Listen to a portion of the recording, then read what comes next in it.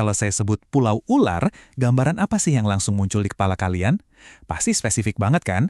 Tapi gimana kalau saya bilang, nama yang sama itu ternyata punya dua cerita yang beda banget, di dua sisi dunia yang berbeda. Coba deh bayangin sejenak. Pasti langsung kepikiran tempat yang terlarang, terpencil, terus penuh sama ribuan ular mematikan di mana-mana ya kan? Pulau yang kayaknya mustahil banget buat diinjak manusia. Gambaran seram itu emang beneran ada. Tapi, disinilah bagian menariknya. Ternyata ada dua pulau yang dikenal sebagai pulau ular. Satunya ya persis seperti di mimpi buruk kita. Tapi yang satunya lagi, wah, jauh banget bedanya. Oke, kita bedah satu-satu ya. Kita mulai dari yang paling legendaris, si primadona cerita horor, Ilha da Queimada Grande di Brazil. Nah, inilah pulau yang jadi patokan kengerian setiap kali kita ngomongin pulau ular. Sejak hampir 100 tahun lalu, pemerintah Brazil secara resmi udah menutup pulau ini rapat-rapat buat publik. Cuma ilmuwan dengan izin super khusus yang boleh ke sana. Dan larangan ini ada alasannya yang kuat banget. Dan inilah alasannya.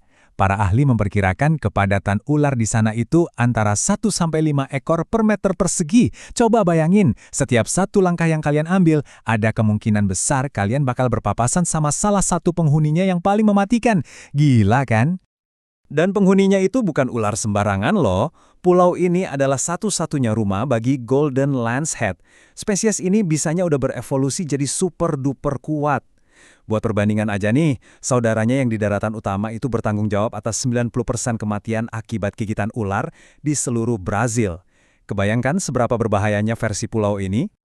Efek bisanya tuh ngeri banget dan cepat.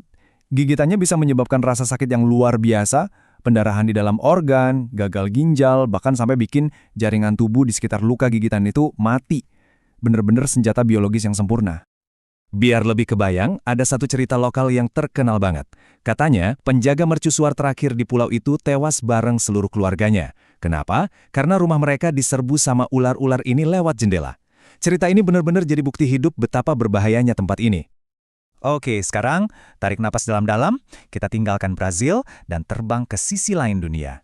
Kemana lagi kalau bukan ke negara kita sendiri, Indonesia. Di sini kita juga punya pulau yang namanya sama persis, Pulau Ular. Tapi siap-siap buat kaget. Yap, kalian gak salah dengar.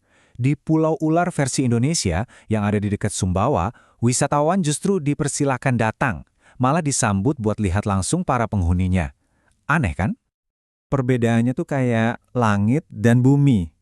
Kalau di Brasil pulaunya jadi zona terlarang militer. Di Indonesia cuma butuh 15 menit naik perahu dari pantai. Udah jadi semacam destinasi wisata yang unik. Dan ini intinya, masyarakat lokal di sekitar pulau ini menganggap ular-ular di sana itu jinak, nggak berbahaya sama sekali. Bener-bener kebalikan total dari apa yang kita lihat di Brasil tadi.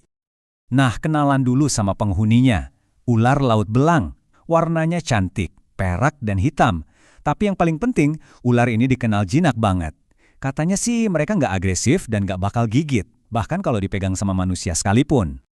Hubungan antara manusia dan ular di sini juga beda banget. Ada semacam aturan nggak tertulis yang dihormati semua orang.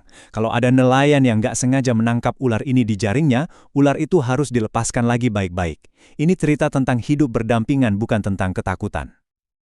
Oke, kita udah kenalan sama dua kontestan kita. Sekarang, ayo kita sandingkan mereka berdua, kita bandingkan langsung biar jelas mana yang lebih pulau ular sejati. Tabel ini udah merangkum semuanya dengan sempurna. Dari spesianya yang super mematikan lawan yang jinak, tingkat bahaya ekstrim lawan aman-aman aja, sampai akses terlarang lawan pintu terbuka buat turis. Bedanya benar-benar jelas banget. Nah, setelah tahu bedanya, pertanyaan selanjutnya kan, kenapa? Kenapa dua pulau dengan nama yang sama bisa punya nasib yang beda banget? Jawabannya ada di perjalanan evolusi mereka masing-masing. Jadi gini ceritanya. Di Brazil, ular-ular itu terisolasi, kejebak di pulau. Satu-satunya sumber makanan mereka ya burung-burung yang lagi migrasi dan mampir sebentar. Nah, untuk bisa bertahan hidup, mereka harus mengembangkan bisa yang super kuat, yang bisa melumpuhkan mangsanya dalam sekejap, sebelum si burung keburu terbang lagi. Ini namanya tekanan evolusi yang ekstrim. Beda cerita sama di Indonesia. Ular laut belang di sini nggak pernah pusing soal makanan. Mereka bisa bebas keluar masuk laut buat berburu. Karena nggak ada tekanan buat bunuh cepat atau kelaparan, mereka nggak pernah berevolusi jadi seagresif atau seberbisa sepupu jauhnya di Brazil. Jalur evolusinya lebih damai, lebih santai. Jadi, kalau kita balik lagi ke pertanyaan di awal, pulau ular mana yang lebih menakutkan? Ya, jawabannya udah jelas banget kan? Ilha da Coima da Grande di Brazil, tanpa diragukan lagi, adalah juaranya. Tapi, ini justru memicu satu pemikiran yang lebih besar. Kisah dua pulau ular ini nunjukin gimana satu nama bisa punya dua makna yang bertolak belakang.